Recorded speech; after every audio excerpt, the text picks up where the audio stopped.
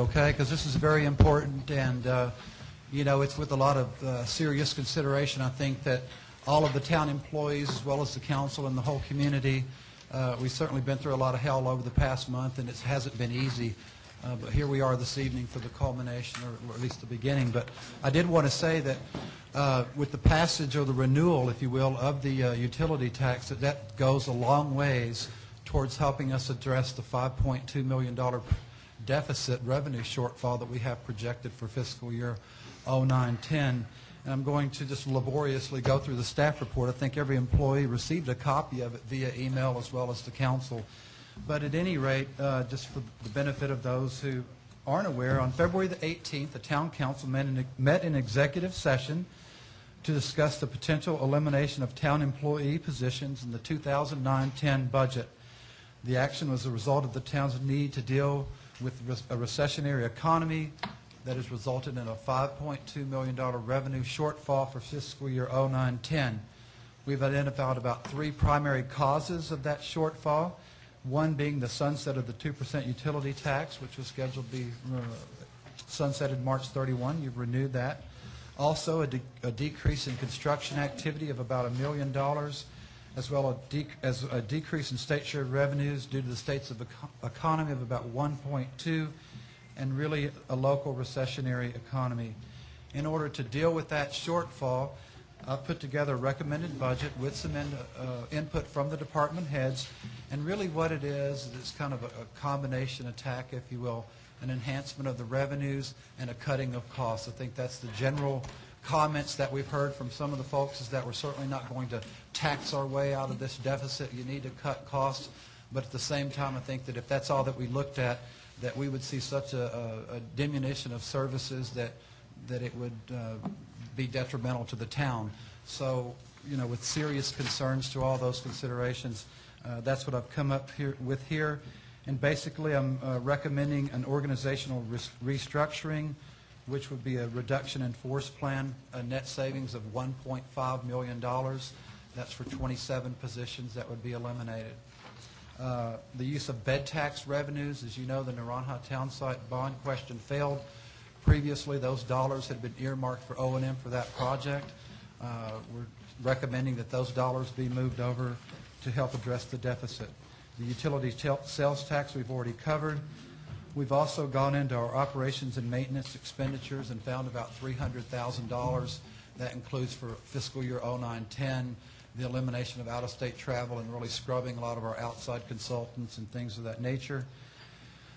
Another thing that we're looked at is deferring all of our CIP. That means no new vehicles, no new equipment, computers, etc.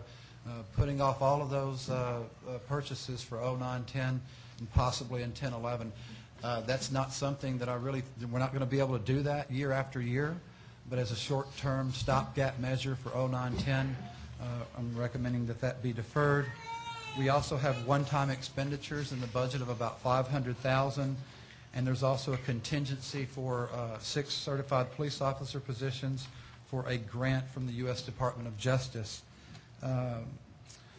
One thing I wanted to mention and call to your attention is that when we met in executive session, I'd initially recommended that 33 positions be cut from the budget, but because of the contingency and the possibility of the town receiving this justice grant, COPS grant, I'm recommending that we delay consideration of that item until we know whether or not we're going to get the grant. So that reduced the number down to 27.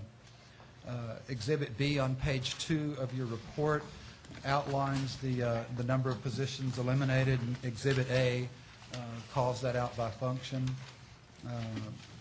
Of the 26.8, 27 positions, 6 are currently vacant due to the hiring freeze, so we would be looking at a layoff of 21 positions.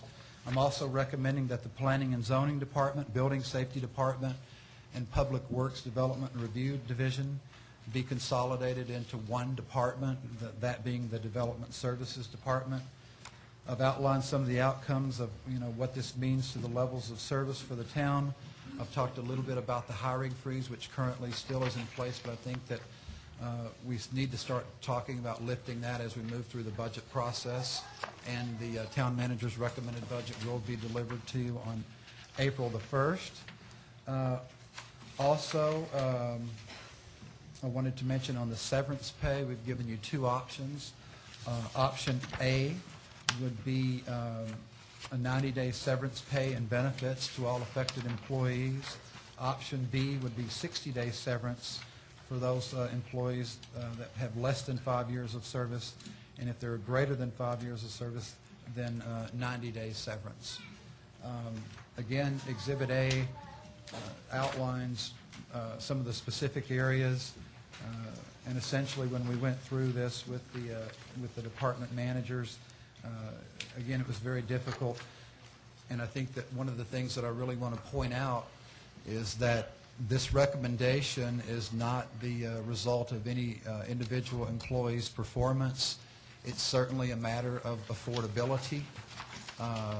When we're looking at a $5.2 million deficit and 75% of our costs are for personnel and benefits, there just isn't a whole lot out there of O&M and capital. And so I think that, you know, this is essentially really tries to combine all of the different areas that we've talked about in terms of revenue and cost cutting. And so that's what we have, Mr. Mayor.